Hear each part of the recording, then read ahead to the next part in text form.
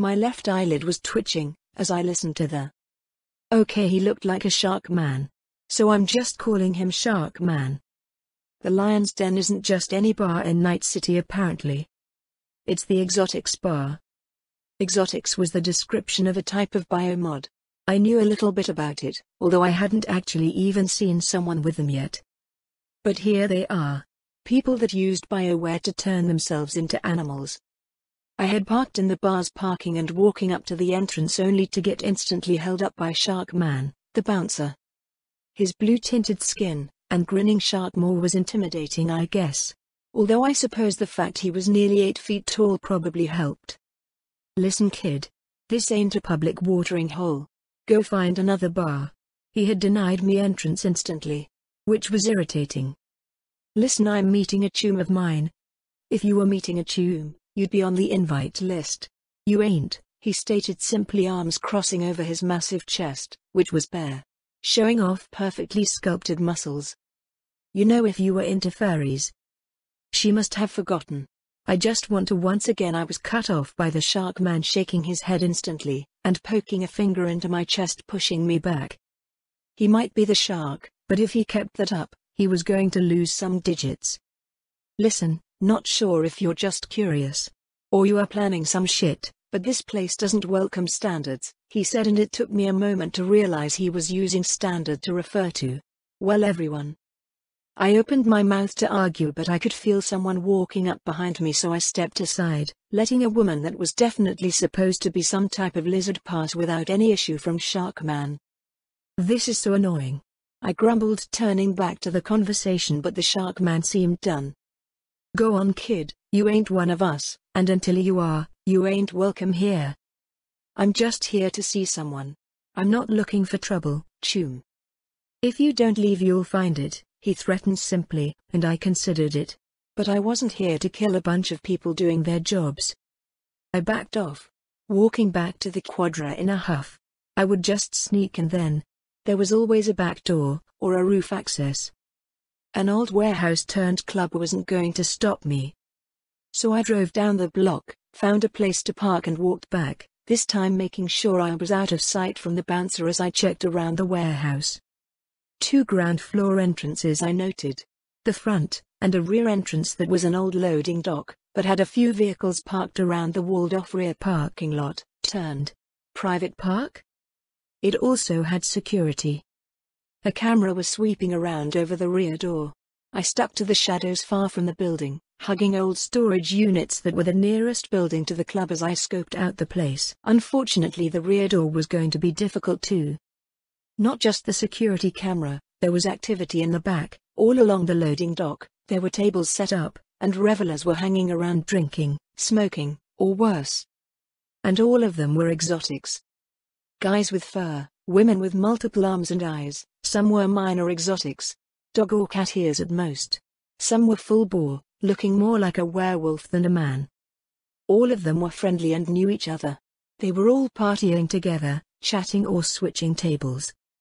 There were a lot more people here than expected, and I wasn't going to be able to sneak in without instantly being noticeable. I wasn't a regular here, I would stick out immediately. I climbed up onto the storage units nearby and started checking out the roof of the warehouse, but that was a no-go as well. There were tall walls surrounding the roof, and it took me climbing from the storage unit's roof to a nearby power line before I was able to see down onto the roof. There was a pool up there. For fuck's sake. What kind of bar was this? I bonked my head. Exotics weren't cheap. The mods required the risk to yourself, only rich crazy people tended to do it. It was even more of a niche culture now than it had been decades ago. Exotics haven't been cool in like 30 years. There weren't any exotic gangs in North Carolina anymore, except maybe the Animals, if you squinted. So if you were an older rich person wanting to hang out with an in-group, one that was no longer fashionable, of course they all kept their bar in top condition, private, secure, and if Regina had said was right, had an in-house exotics ripper. I sighed, running through the options. I could go loud. I mean, I did have a rocket launcher. No, I shook that thought away. I wasn't going to shoot up a bar to kill one guy. I would just have to do this like Jotaro, only I had known how to kill Jotaro. Here? I didn't even know what my target looked like. Regina. I'm going to be asking for a raise on this one, I grumbled to myself as I realized this wasn't going to be a single night gig. Okay, so Loud was out. Quiet was looking extremely unlikely. I would have to hang around for a while and see if the bar got quiet. If they closed down in the morning, I could sneak in during the off periods. If anything else, there was another option. I didn't really want to consider that option. I had gone home, picked up a full selection of stakeout snacks, and then headed back up onto the roof of the storage units next to the bar so I could keep an eye out. With my laptop in hand, at least I could do something while I waited, so I programmed as I watched the club. Stupid private furry club. Just let me in so I can systematically target and kill one of your people. Damn gonks. By the time the sun was peeking up hours later, I was growing annoyed. Despite it being the start of the day, people were still showing up. People were leaving, but the amount overall seemed to stay the same. To my annoyance, I couldn't even sneak in as a worker. The cooks were exotics. The bartenders were exotics. The whole damn place was exotics. Fuck. I grumbled, thinking of other options. I couldn't even rely on reboot optics or something to just blind anyone that I came across. Biomods can't be quick hacked. Most of the exotics didn't have a lick of chrome in them, at least not the high-end ones. BioWare only. Okay, I wasn't going to be able to infiltrate normally. It just wasn't going to happen without me doing something drastic. Let's get more information. With the confirmation the party never ends, I peeked out from behind the top of the storage units until I could see the camera sweeping back and forth over the rear door. My eyes flashed as I started breaching in. Time to see what net security was like. The camera itself fell without too much issue, and I used it as an access point to their main system, but I immediately hit a snag. The system security was good. Really good. I wasn't net diving, so I couldn't see the exact way the security revealed itself, but it wasn't off the shelf. A netrunner maintained the security at the club, I realized as I poked around. And I was pretty sure they weren't active in the system right now. Which at least opened up a chance. So I started poking through the ice. Security alerts popping up as my searching daggers weren't as quiet as I would have liked. I broke through the initial ice after about 10 minutes, mostly I was just hoping the netrunner was asleep.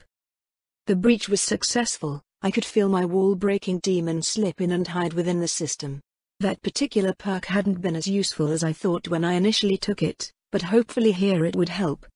I began exploring, the window in my eyes showing the directory of connected systems as I began navigating through them, trying to find. I found it. The internal security cameras. There were a lot of them. And there were a lot of people inside like I suspected. The old warehouse had been completely remodeled, and there was even a basement floor. Any hope of me being able to slip in sight unseen went out the window. There were just too many exotics around. Especially when the cameras confirmed the Ripper lived in an apartment in the basement. A full Ripper office, and personal room that was heavily lived in. There wasn't a camera directly in her private room, but the door in her office was open and I could see inside a bit. Unfortunately, I couldn't just hack into her computer from the camera either. Everything was locked down and secured. This netrunner knew their stuff. I managed to get a look at the Ripper. She looked like a cat woman. Not a cat girl, that was something different, but a cat woman. The fur must be awful to deal with, I thought with a bit of a laugh as I pulled free of the system. The only thing about this I could actually laugh at. This gig was trash. I tapped my chrome fingers on my knee for a while. I was only seeing a few ways I could get this to work. I could go and spend a lot of eddies on improving my chrome, maybe getting an optical camo cyberware. It was on the list already. Or I could go and get a temp cyberware so I could fit into the club. A few animal accessories, and they would let me in. Probably. I groaned as I considered it. Both options were going to be expensive, and didn't have a guaranteed chance of success. Even if I got the optical camo, that wasn't a guarantee someone wouldn't notice. Exotics often had enhanced senses, and optical camo wasn't foolproof. And even if I went through chipping myself with some cat ears or something, no guarantee I would be able to move around. I did a bit of quick mental math, considering how much I would earn for this gig, versus what it would cost me to be able to complete it. Fuck. Honestly, considering I wasn't ready to get more chrome, I was going to have to do something I didn't want to do. I gathered all the information I had gained into a file including the security cam footage I had been watching. Too bad there was no way to access prior recordings. I might be able to get my man that way, and sent it to Regina. I gave her a few minutes to look through everything, including my notes on what I was seeing when the call came in. Motoko. Regina. You aren't able to complete the gig? She asked, her tone a little flat. She sounded a little put out. Not without chipping in a lot of chrome for the job. Either direct stealth chrome, or something to blend in. I tell her honestly. The security of this place is good. Maybe if I was an elite netrunner I could get in that way, but I'm not that good. Sorry Regina. I'm pulling out. I can't complete the gig as it stands. Then you are off the gig, she said suddenly, and the line hung up. Huh? I shrugged. I'm going home to take a nap. When I got home June was asleep, passed out in his bed. Which is why I went into my bedroom, put away all my equipment, and then turned around and cannonballed his ass. I had sworn to get revenge on June a while back and had forgotten about it until now, and here was a perfect opportunity. He jolted awake as I slammed into him, making a groaning shriek of complaint as he jerked up trying to free himself. Which is why I pushed my foot into his face. Morning June knee, I told him casually as he struggled to defeat sleepiness. Wa? Motoko. He growled, trying to push me off and failing as his blanket kept him just a little wrapped up. But I wasn't trying too hard. Soon enough I went limp as he wrapped me up in his blankets like the burritos he so loves, and then he was sitting on me. Heavy ass, I mumbled a little breathless. He hadn't been gentle. As I had noted before, Sleepy June has no chill. Irritating bitch, he snapped, and I couldn't help but snort. I failed a gig tonight. I told him then before he could get any more annoyed with me. I'm frustrated. Like honestly angry about it. I revealed bluntly, which did turn the conversation around from him being angry at me, to concerned. It's too early for this, he grumbled, wiping his eyes clear, but making no move to get off me. I didn't say anything, just stuck in a burrito with June sitting on me as he slowly woke up. Fine. Come on. He grumbled, standing up, but before I could move he picked me up still in a blanket and hauled me out to the living room. He flopped me a little painfully onto the couch and walked into the kitchen, coming out with some energy drink in a can that he liked. Talk to me about it. Fucking furry ass jerks. I ranted, legs kicking up into the air, the only part of me I could move. Their stupid secret private club has serious security, and unless you're an exotic you can't enter. I tried everything I could, but I just don't have the equipment to get in.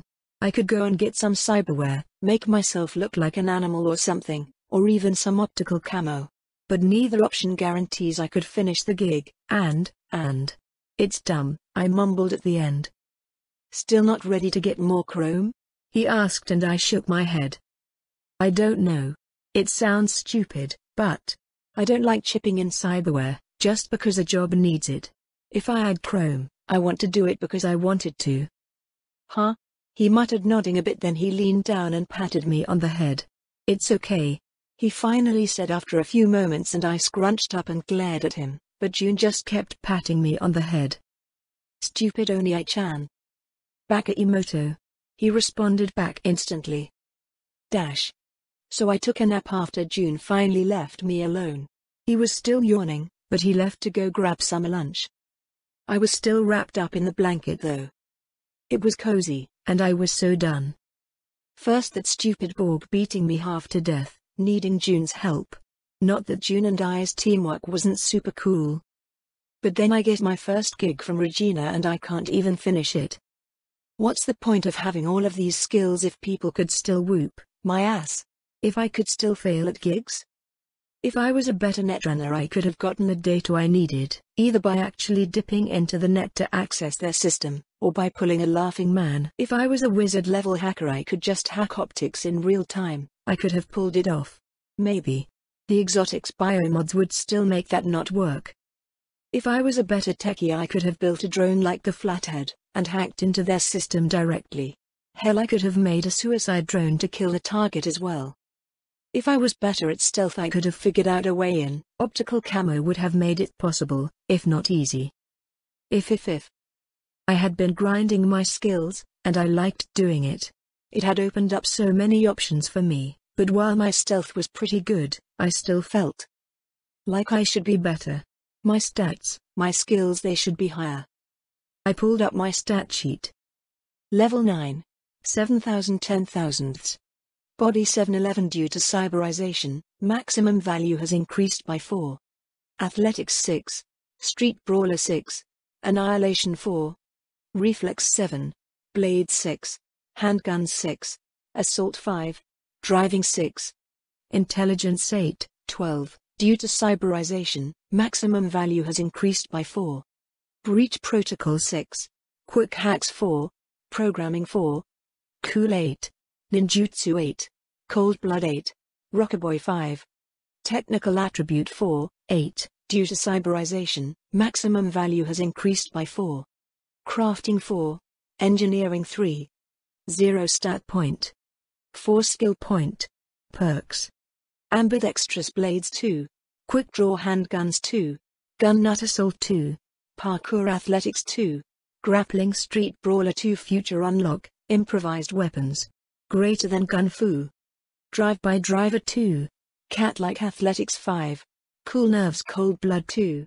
Danger Sense Ninjutsu 2. Wall Breaking Breach Protocol 2. Cybersecurity Quick Hack 2. Recoil Reduction. Annihilation 2. Cyber Ninja Ninjutsu 5. Fearless Chill. Cold Blood 5. Improvised Weapons Street Brawler 5. Parry Blades 5. Robotics Wizard Crafting 2. Drifting Driving 5. Rapid Reload Handguns 5. Design Wizard Engineering 2. Rifle Ace Assault 5. Unused Breach 5. Perfect Musical Memory Rockaboy 2. Debug Programming 2. Siren Song Rockaboy 5. Cyberware. Seicho Electronics MK.2 Adaptation Seicho MK.200. Kiroshi MK1 Adaptation Kiroshi MK1 half. Militech Condor Adaptation Militech Condor 3/8. Arasaka Smart Link System. Adaptation Smart Link 00. Arasaka X-Disk Adaptation X-Disk 00. I browsed through the page. Honestly, I didn't tend to look directly at my stats very often. More often I just checked where I was at, and then went to work on whatever stat or skill I was focused on at that moment. I still had 4 skill points. I also still had a breaching perk I hadn't used. Ugh, I'm such a gonk. I forgot all about my perk. I sighed, staring through the floating screen to look at the ceiling. I had decided to hold off on using it until later when I might need something special, but I had ended up just forgetting about it. Would the breach perk have solved my problem? I started looking down the list. The options I had looked at before were still there, but my understanding of systems was wider now. I had a better idea of what I would need, and what I wouldn't. Strong breach still sounded useful though. Being able to breach through a system much faster, in exchange for guaranteeing an alert would get sent off? Well, considering most systems weren't secured well in the first place, it would give me some neat tricks. But it wasn't exactly what I wanted. Let's be honest. Speed is useful, but when it comes to netrunning, there was only one true king. Stealth. If no one ever realized I had breached their system, they had no hope to stop me. So I started browsing the perks. I hadn't seen what I was looking for last time, but I hadn't done a perfect deep dive back then either. Then, because I was reading through every perk, I found it.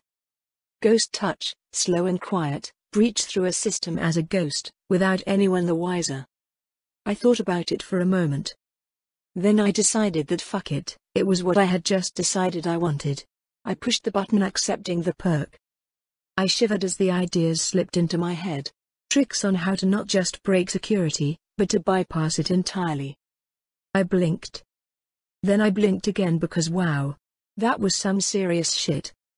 I knew as well that as powerful as it was now, it would only grow stronger as breach leveled up. The time it would take would reduce, and my ability to ghost through systems would grow. Yeah. That's right. I'm Motoko Kusanagi. My skill with a gun or a knife was great. But on a digital battlefield? I wouldn't be matched by anyone. I knew with a surety of self that I was going to become the sort of super hacker that made corpo netrunners piss themselves in fear. I rose up, untangling myself from the blanket, and popped my access cord out of the back of my head as I grabbed my ICE laptop. Time to get to work. Deciding to go full in on netrunning for a bit to make myself feel better about getting my ass kicked and failing a gig, I went full ham into grinding. Breaching through the ice with full intent, it did mean I wasn't doing much besides thinking about the puzzle of code in front of me, and thanks to Ghost Touch, if I was having a lot of problems, I could slow down and work my way around the ice, acting as if it wasn't even there. The actual mechanic behind the perk was weird. In essence, I was sending my data through back channels, sending bytes worth of data at a time through old ports and system code that hadn't been used in forever. But then those little bits of code would all collect together behind the ice and create a channel that bypassed the ice entirely. It took a long time though. The one time I tried to use it, took me over an hour just to set up on the system. That's with the ice being something I could break in a few minutes or work normally, and it being against a laptop, and not a corpo server. But it worked. The sort of crazy hacking trick that only someone that truly understood computers could ever hope to pull off. Completing it the first time had even given me a couple of breaching alerts throughout the attempt. I kept at the grind though. As much as my guitar was calling for me, the fact was I needed the self-improvement. I hated feeling sorry for myself, and if a few days grinding like crazy to get some level ups was all I needed to feel better, then it was worth it. In the end, even though it cost me all the rest of the wet ice, I gained 2 levels thanks to non-stop hardcore and experimental grinding. Mixing what I learned from Ghost Touch into my normal breaching, I did the opposite. Breaching loudly, without care about the alerts sent up, just to see how the program would react, and over the course of 3 hours, figuring out how to not just hard breach a nice system, but how to muffle the alerts. At least somewhat. It was basically learning what the perk would have taught me if I picked it instead of Ghost Touch, but of course not as skillfully. Thought it didn't mean I didn't get some level ups over the entire course. Breach protocol skill level up. Level 7 breach. When I got the alert, I hadn't actually noticed at first and kept working on Ghost Touching through an ice I had already breached before, just because of how distracted I was. Done. I grumbled, rubbing my eyes. They felt tired despite not being actually able to feel weariness. My body didn't feel stiff. In fact, I stood up and stretched a bit and felt physically fine, but I could feel the tiredness in my mind. I had gone without sleep before, but never when I was simply slamming my head into a complex mental problem like this. I walked into my bedroom and flopped on my bed. June was out, so I would sleep. I was at the ramen joint in the Cherry Blossom Market the next morning, slurping up a bowl of noodles for breakfast as I ran through a few things in my head. I had a few responsibilities, and a few things I needed to keep doing. Grinding. Doing gigs. Helping out my chums with work. Making sure June ate something besides his XXL burritos. But honestly, the grinding kept me busy, the gigs paid more than any amount of bills I might have, and helping out my chums wasn't too hard. Find some evil gonks, kill them, steal everything. But what was it that I wanted? It wasn't Eddie's. I was pretty comfy in the apartment that June and I shared, although I knew someday we would probably get something bigger, or split up. But I wasn't planning on jumping off the edge like David. I liked living. I liked waking up every morning and deciding for myself what the day will be full of. But in order to keep that comfy pace, I was gonna need to get stronger. The fact was, the more of a rep I built by doing fun stuff, the more dangerous my life would become. So I would have to keep growing stronger and stronger to ensure that I could have my fun-filled life. Which meant I needed to kill. I needed enemies, and a lot of them. But I needed them at my pace. I didn't want to go piss of Arasaka and end up overwhelmed. With the gang war over, things were quiet. But there were still plenty of maelstrom gonks around. Lots of scavs, or just evil people in general. But as easy as it was to say I have plenty of people I could kill, it was really hard to know where they were. Which is why I realized I needed to stop fucking around with the most powerful weapon in my arsenal. It was time to step into the net. to stand among the ones and zeros, and find out just how much it would open up for me. Problem was, I didn't have a lot of gear for it. If I was going into the net, I would need a full netrunner suit to start with, since I didn't have a bathtub in the apartment. Or I would need to netrun from somewhere other than home. Uck. I swirled the last bits of ramen in the bowl and downed it like a 30-year-old Japanese businessman downing yabisu after work. I suppose I could go talk to Yoko at the Dewdrop Inn. Maybe rent her netrunning chair? But what if I embarrassed myself? I had never really gone into the net except for that one time, and I had nearly melted my brain then. No, I couldn't allow anyone to see my first netrunning experience. They might think I'm a noob. So I needed to get some supplies. Wait. I knew how to set up all the equipment for a netrunner thanks to technical attribute. I could just steal everything I needed. I nodded to myself that would make it all easier, and I already had a crew capable of hauling everything out of some gonk's netrunning den. Now I just needed to find a target. Wait. That was the problem I had in the first place. God damn it. So that's the problem. I explained to Wakako a few minutes later. In the end I realized I needed to stop trying to handle everything myself. I simply didn't have the knowledge I needed to start my new plan, but that was what contacts were for. Wakako took a drag on her cigarette and nodded. You seek info on someone who has a full set of netrunning equipment you could steal? Loot. The correct terminology is looting, Wakako. Come on, get with the times, I joked only to instantly cough and settle back down as I realized what I had just said could be taken negatively. Thankfully Wakako seemed to ignore me. I can gather the information. The price will be high. Oh come on Wakako, you know I'm not just messing around. I'm good for pay and work. I tried to argue, and maybe, just maybe I saw a hint of give in the old dragon lady.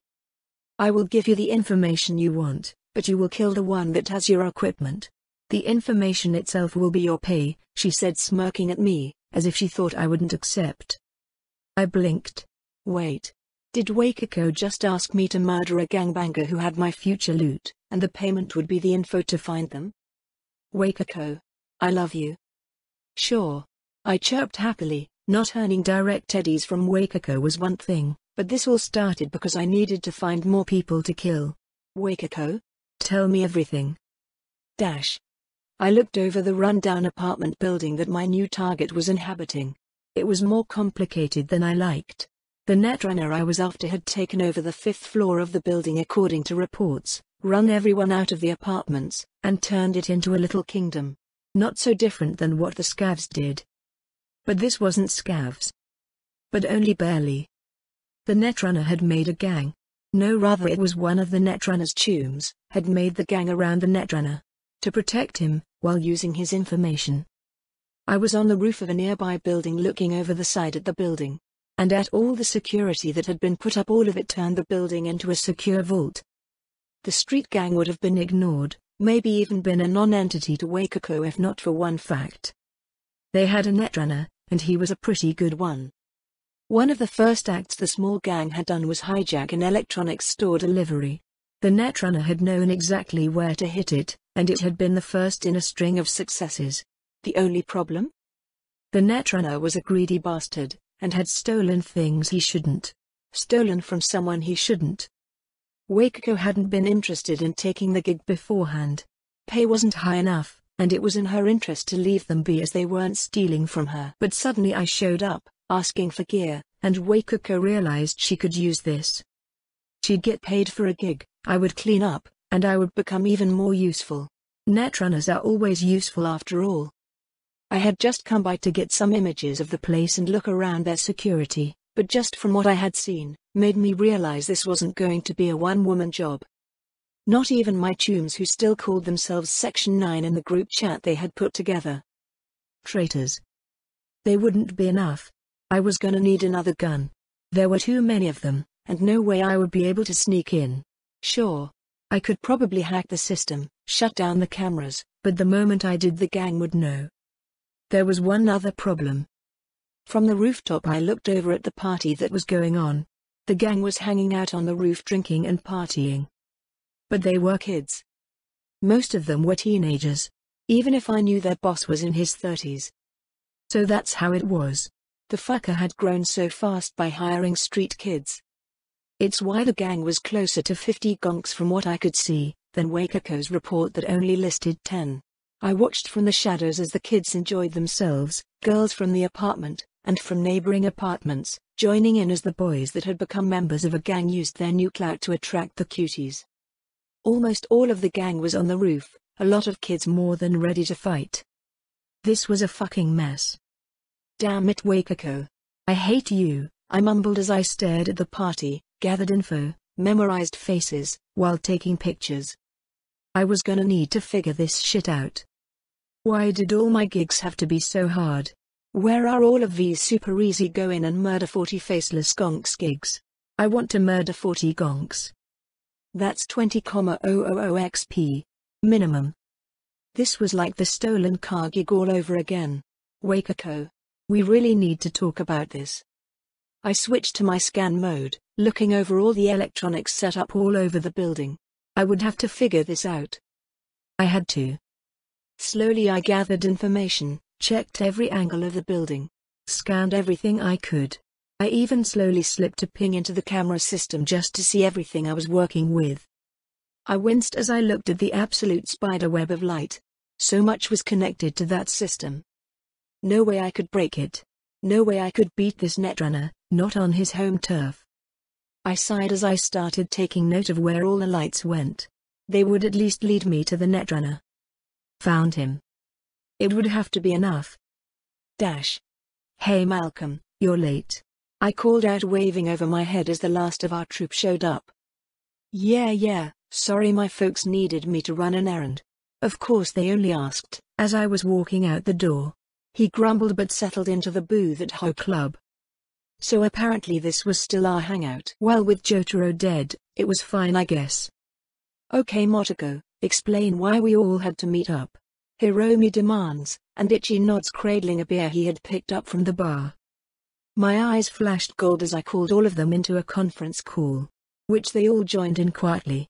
Of course Malcolm didn't have the internal agent pickup, so he would have to speak up verbally to talk to us, so he wouldn't be able to share much, unless he decided to send a text. This was a serious gig, and deserved secrecy. And Ho was packed, and so even if we got a booth it wasn't exactly private. And it was cool to be all secret agent levels of secrecy. Good practice too. Okay, I got a new gig from Wakeko. Should be tons of loot, and particularly, some netrunner gear that I absolutely need. Problem? It's a small gang with a skilled netrunner hidden away. And they hired about 40 kids to be their muscle. I didn't get a response right away as I started sending pictures of what I had seen, security systems, even the floor plans that Wakeko have given me for my gig. Then I waited, letting my chums get a chance to go through everything. So we kill them and loot? What's the issue? Ichi asked, confused as he looked over everything. We could probably set up the truck with Malcolm and I in the back. If they try to run, just open the back door and mow them down. We aren't murdering a bunch of kids. I denied, frowning at my chums with my frowniest face. Really, guys? How are we going to get in then? Look. Ichi pointed out a dozen pictures that all showed the guns the kids were carrying. Maybe we can just talk to them, make them give up or something. I offered, but Hiromi scoffed out loud. Don't be stupid, Motoko. Those kids are probably making more eddies than they have ever seen before. They are powerful now, at least in their minds. There is no chance they will let us get in and take out the netrunner. Besides, this says Wakeko wants the gang removed. While the gang will break apart if we kill their netrunner and this other guy. How are you going to get to them through that? Hiromi pointed out, and I winced. Damn it. I nibbled on my lips as everyone talked around me for a bit. Obviously the killing would mostly be done by me. So it was really my decision how this would work. Could I kill a bunch of teenagers just trying to make themselves alive here in Night City? Even if I didn't kill them, that would leave 40-ish teenagers with guns and a bone to pick against the world. Well, I didn't have to kill them. If I took them all out and just stole all their weapons, that would work. Fuck. Even if I could disable all of them, that's still a lot of people to disarm. The danger level of the gig only grew with every step. Wakeko. I hate you. You guys are overthinking this. Malcolm offered with a roll of his eyes as he went silent, obviously sending a text. Just take over the gang, you gonk. I blinked, wincing at the thought. I didn't like the idea of taking over a bunch of street kids. I'm in.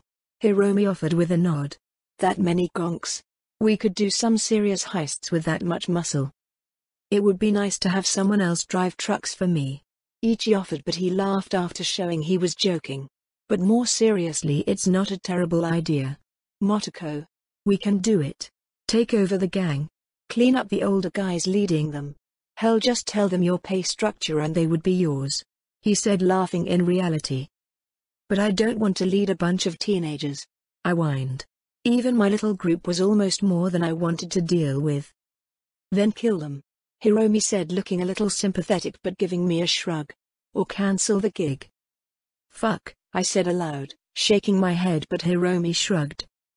My chums continued to pore over the information I had brought. My own hesitation wasn't shared. There were readies to be made, and that was that. They weren't even being cruel, it was just the way street kids and I guess corpo kids were raised. The data I had was gone over. Interesting things were pointed out and I let the chatter filter through me. There had to be something. Some way this could be done. Someone poked me. I looked up into Malcolm's face as he had a shit-eating grin. Malcolm? I said, waving the others to be silent as I looked over the data he was pointing out. I nodded. Good job. I still don't know about this. I muttered as I left my chums behind. We all had some ideas on what to do, but I had decided to put a pause on it after a point. This city, the culture. It was so weird. It still hit me sometimes that despite being in California, I wasn't actually in the United States. Hell. There wasn't a USA anymore. It was New United States of America, or the NUSA. That was how weird it all was. I had gotten so irritated that despite heading home I had gone on a walk. Traveling through the cherry blossom market, just looking around as I thought. I could cancel this gig too. I could find Netrunner gear somewhere else. Wakako would probably be annoyed though. And I didn't like giving up. I could do this. I could take over this little gang. It's not like any of the kids would have much real experience. I just didn't want the responsibility. I didn't want to lead a gang. That was an escalation in my life that I really didn't want to deal with. I leaned over a railing looking down at the market below me, watching the people come and go. I didn't have to lead them. Not really. They would already have their own leaders among the kids. No way some 30-something gangbanger was properly acting as a mentor to 40 teenagers. I could just set them up to be able to protect their apartment complex and deal with them as I would any other gang after. I sighed. This was going to be such a mess. I stood to head home. I was going to need to talk to June. So that's the sitch. I explained, shoveling a bit of food into my mouth to catch up. June, who had been eating as I explained my frustration, only shook his head. Stop taking stupid gigs, he said simply, and then nodded his head like he was giving sage wisdom. The only reason I didn't kick him is because June kicked harder. That's so useful, June. Truly I would be useless without your ad. Fuck off. I screamed, cutting off my chippertone and flipping him off. I came to you for actual advice. I can't really help you, Motoko. Kill them, he said with a shrug. They picked up weapons and knew what they were getting into. They're teenagers. We never know what we are getting into, I said, a little sad at that fact. It's just how it is. Do you need help? He asked, gently. I just shook my head. No, I can handle it, and if you came along they would just think it's the tiger claws trying to press in. No, I guess I'll have to talk to them. To find out what's really going on. I decided with a nod. I sometimes wish I did have the memories of Motoko before the coma. It would make dealing with peers a little easier. Actually, that gave me an idea. I knew exactly who I needed to call in for information gathering. My eyes went yellow as I walked away from June. Maybe I could actually get somewhere with some help.